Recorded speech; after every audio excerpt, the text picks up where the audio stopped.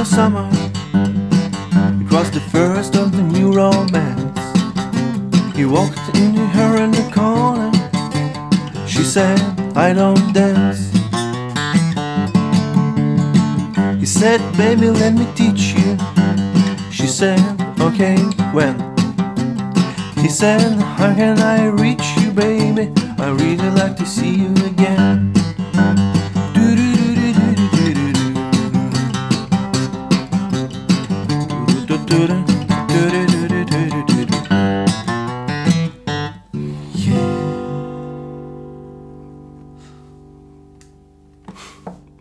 I always wanted to do this song on the last day of summer because it's fun, and the song is pure fun and designed to make fun and give fun.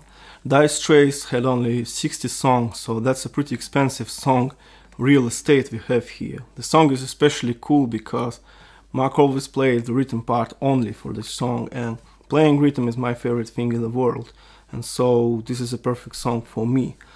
Well, he played some intros and occasional fills, but for the most part this is strictly rhythm, and Mark's actual rhythm guitar players actually made their guitars cry and sing.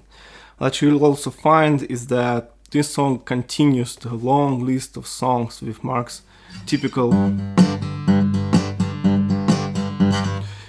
right hand pattern, as in Walk of Life, Cannibals, or Twisting by the Pool, Money for Nothing, Sucker Row, and it also continues the list of open G songs at the same time.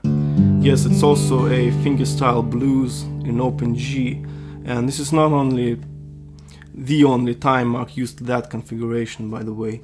Also reminds me of Bellstar,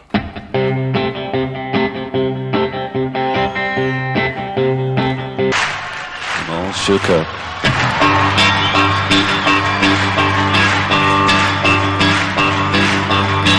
which sounds almost the same, or Next Time I'm in Town, from the top of my head. Musically speaking, Two Young Lovers is a rock and roll song, 3 chords almost the whole time. It's G, C and D. This right hand pattern, as I said, reminds me of Walk of Life, and the way I see it as a fingerstyle version of this.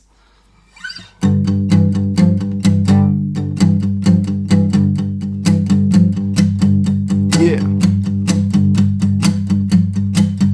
Which is your basic downstrokes rock and roll rhythm, but played with fingers.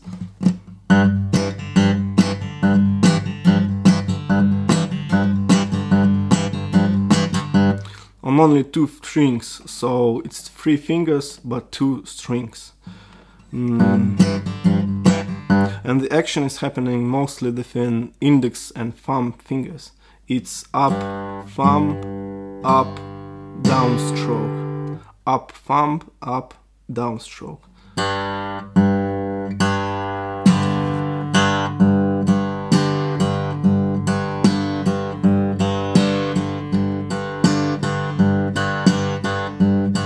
And the middle finger repeats everything after the index finger. These 2 fingers are glued together.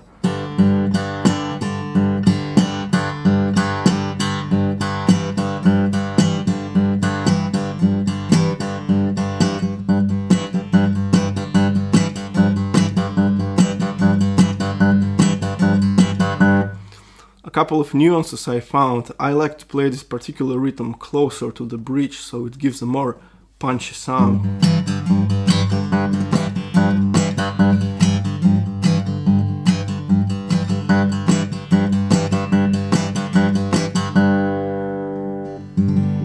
And also really important is the contrast between the volume of notes plucked with the thumb and index.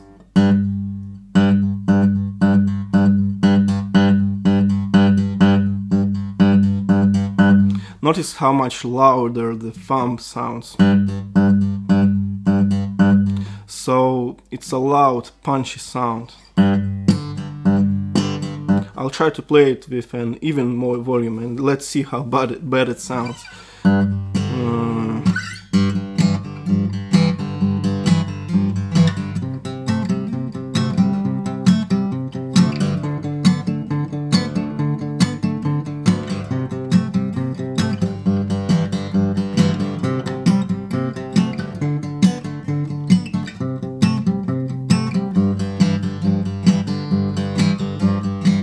sounds rhythmically right, but has absolutely no life in it.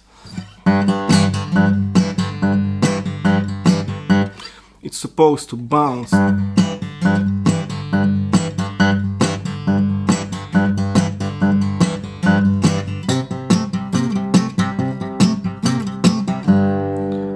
Supposed to bounce and sound more like drums, with a strong attack and downstroke.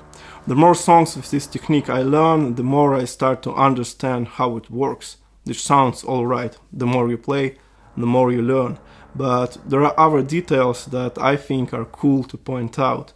You see, I was saying about the middle finger, and it turns out its impact on the riff is pretty minimal. So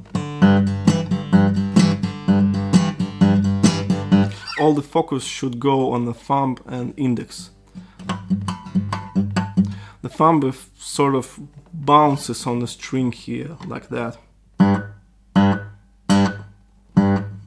as opposed to just hit it right away.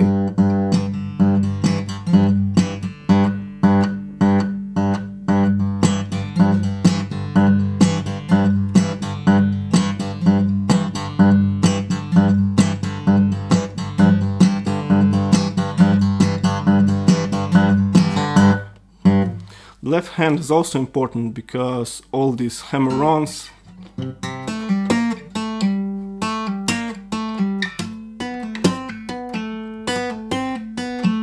are creating a percussion feel, and this is why it's better to play those with a ring finger, because while it's easier to do with a little finger,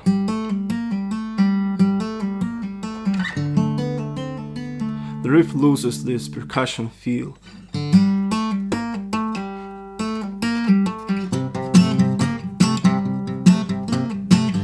As I showed before in the blend version, I purposely played it with a little finger.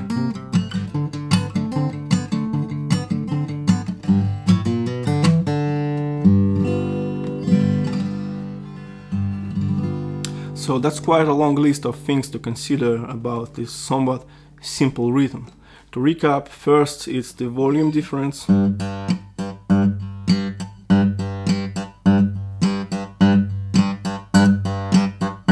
Then it's the strong downstroke to make this sort of a heartbeat effect.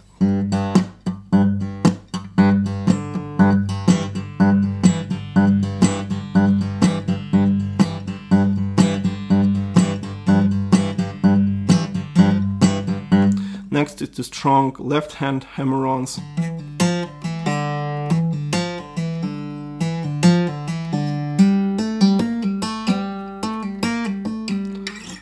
Left hand hammer-ons and pull-offs, and the bouncing thumb.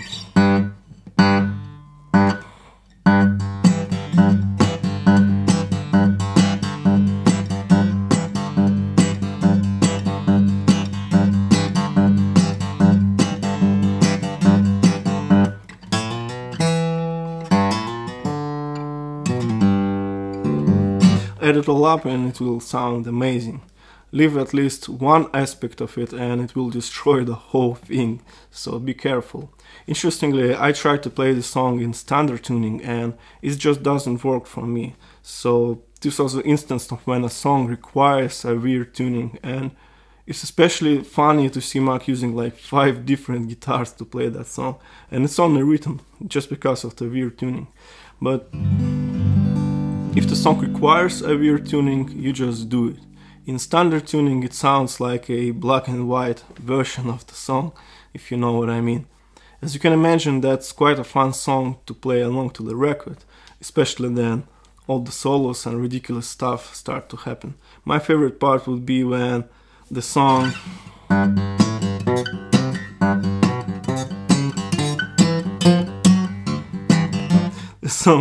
climbs up with chromatic lines, or going up and down. And let me tell you, I've played Mark's songs before with people who can actually play, and I would imagine the joy of playing this tune. Maybe I'll play it one day with somebody, but for the time being I don't think the song needs more discussion. So enjoy and thanks for watching.